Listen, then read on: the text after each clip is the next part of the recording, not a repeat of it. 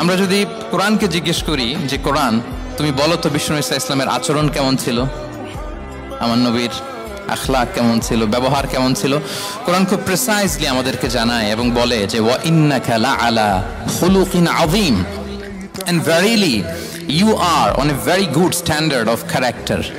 এর অর্থ হচ্ছে নবী হে, নিশ্চয়ই আপনি নৈতিক চরিত্রের সর্বোচ্চ মানের উপর প্রতিষ্ঠিত। সুবহানাল্লাহ।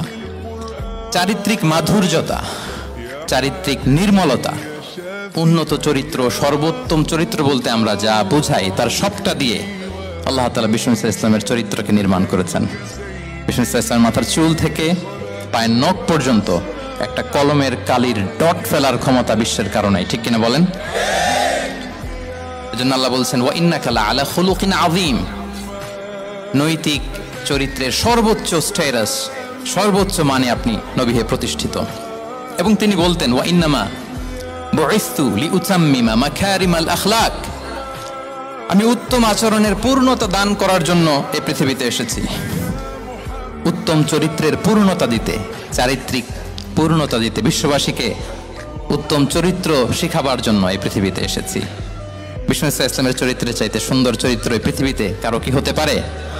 আমরা তো আমাদের নেতাদের চরিত্রের ব্যাপারে বলি আমার নেতার চরিত্র ফুলের মতো, আসলে কোথায় কি বলতে হবে এই সেন্সটাই আমাদের নাই। আল্লাহু আকবার। বিষ্ণু ঈসা ইসলামের চরিত্রের ব্যাপারে স্বয়ং আল্লাহ তাআলা সার্টিফাই করেছেন। এবং আম্মা জান আয়েশা রাদিয়াল্লাহু তাআলা আনহাকে যখন জিজ্ঞেস করা হতো যে হে আম্মা আপনি বলেন তো আমাদের নবীজির চরিত্র কেমন ছিল, কাইফা কানা খুলুকু রাসূলিল্লাহ, কেমন ছিল নবীর চরিত্র, সাহাবারা বড্ড আগ্রহ নিয়ে জিজ্ঞেস করতেন। আম্মা জান আয়েশা বলেছেন কানা খুলুকুহু আল কোরআন, বিষ্ণু ঈসা ইসলামের চরিত্র ছিল কোরআনী চরিত্র। কোরআনে যা করতে বলা হয়েছে, যা করতে বারণ করা হয়েছে, তা প্র্যাকটিক্যালি বিশ্বনবীর জীবনে সেটা করে দেখানো হয়েছে। এবং তিনি বলতেন ইনদামা রাসূলুল্লাহ সাল্লাল্লাহু আলাইহি ওয়াসাল্লাম ইয়ামশি আলাল আরদ কাআন্নাল কুরআন ইয়ামশি আলাইহি, বিষ্ণু ঈসা ইসলাম যখন রাস্তা দিয়ে হেঁটে যেতেন as if a living Quran is walking on the street, মনে হতো একটা জীবন্ত কোরআন রাস্তা দিয়ে হেঁটে যাচ্ছে। এত সুন্দর ছিল বিষ্ণু ঈসা ইসলামের চরিত্র।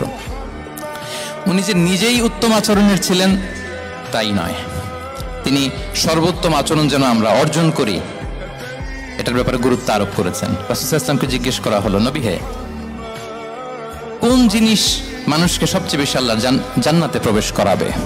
সুইলা রাসূলুল্লাহ সাল্লাল্লাহু আলাইহি ওয়াসাল্লাম আন আকসারি মা ইউদখিলুন নাস আল জান্নাহ, জিজ্ঞেস করা হলো নবী কোন জিনিস মানুষ